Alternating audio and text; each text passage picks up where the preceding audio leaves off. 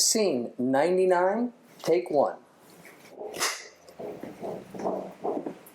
My name is Mona Lee. I'm originally from Hong Kong, but I moved here when I was 3 years old, and I lived in Chinatown. So I've always been around here. You know, I went to Castellar, which is in Chinatown. I've lived all over L.A., and then I ended up back here in downtown about 16 years ago. I was a little hesitant at first. However, I liked coming down here because there was a sense of community. People knew each other. You could walk down the street and say hi to a friend, and people helped each other. It felt more homey. I'm not an artist, but I've been around it for quite a while now, so you need your patrons, right? And your bartenders. I bartended at Bedlam. That was really my contribution to this area. Bedlam was not what it sounds. It's not really Bedlam. It was a controlled confusion.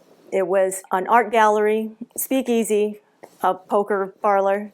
I met Jim Fittipaldi when I was 22, so it's been almost 30 years ago. I met him right after a really bad car crash. He crashed his Corvette, and he was in a wheelchair. It took him a while to recover from that.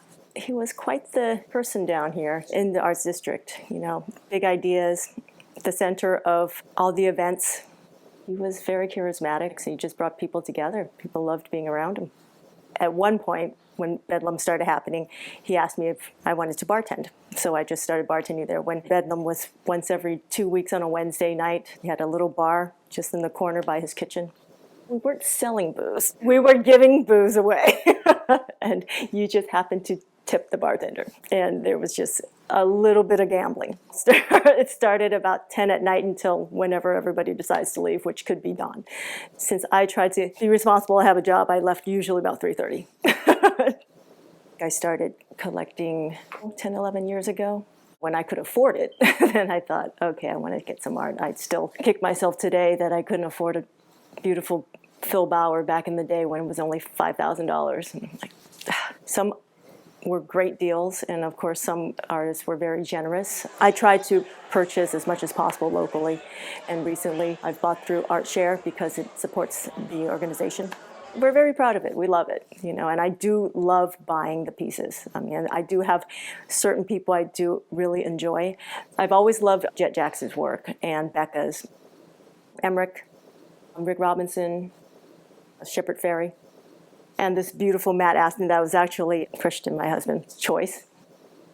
I do really enjoy buying these pieces and supporting the artists downtown. Once it gets dark, there was nobody here. On the weekends, it was empty. You can always have people by, and there's parking right up front. That hotel holds a pretty interesting mix of people. I mean, you have to kind of think a certain way to say, okay, I can live in the place where I have to share a bathroom. When Tatiana lived there, she's Brazilian and she loves her soccer. And she told me one day, she said, it was 3 in the morning, the game is on. She pulled the TV out into the hallway and screamed, the game is on! I'm gonna watch it right here! So she kind of woke everybody up at 3:30 in the morning to watch the soccer game. They didn't care. I'm sure they didn't. Beer in hand. Everybody loves a dog. And an artist, they always have to have a pet because sometimes that's the only thing that loves them. Living downtown, it's great for a dog because they can run around. And there's actually a lot of places to walk around here. And there are dog walkers. I see at least 3 different dog walkers. It's great though. I think having the dogs around are fantastic. They bring a lot of happiness down here.